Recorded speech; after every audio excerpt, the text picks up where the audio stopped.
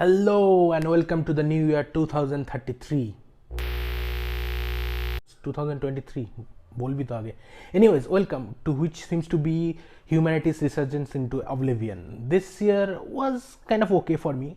Read 16 books and now I'm gonna list out my top 5. And no honorable mentions this time because I don't roll that way. Number 5 comes the first installment of Harry Potter. Harry Potter and the Philosopher's Sorcerer's Stone. Harry Potter and the Stone.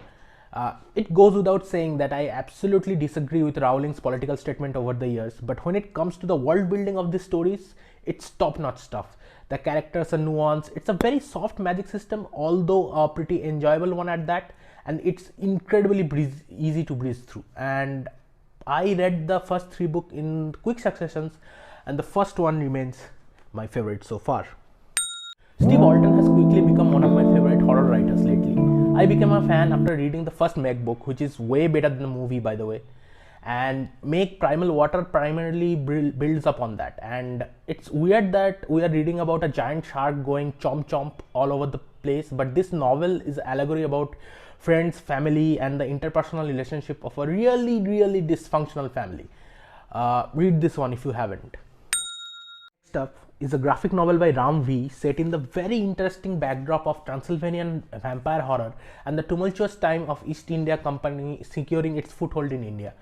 I know it sounds weird, but the way Ram V has crafted this story is philosophical, rich in ancient lore, and blends the best of two worlds seamlessly. The art of Sumit Kumar is just icing on the cake. Be sure to read this one. One of the highlights of this year for me personally was my introduction to the genius of Douglas Adams. Whenever I hear people talk about the first Hitchhiker's Guide to the Galaxy, they often praise the humor, deservingly so, but no one acknowledges the effortless world building of this book. Everything you see in shows like Rick and Morty or Futurama comes from this book right here. I read this book while concurrently listening to Stephen Fry's narration of the same, and in my opinion, it's the most immersive way you can enjoy this book. The follow-up books are narrated by Martin Freeman, which are equally good. You can check them out. I have already read the second one, Restaurant at the End of the Universe, which is kind of a little bit meandering but also pretty enjoyable. And the third one, mostly Life, Universe and Everything, that one I'm currently going through. So all 5 novels I've heard are pretty great and I'm having a ball with this.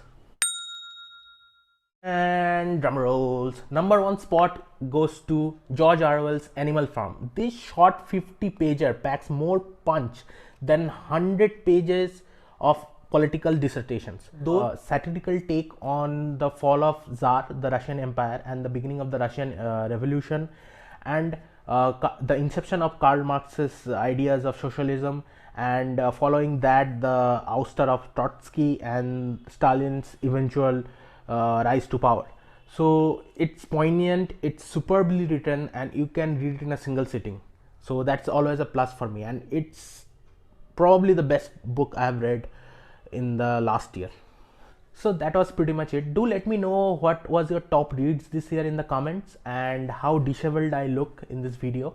Happy New Year once again, and drink responsibly. If you are planning to drink and let loose a little, do not drive. See you all soon. And sorry for the ambient noises. The dogs in my neighborhood have gone crazy for some reason. Bye.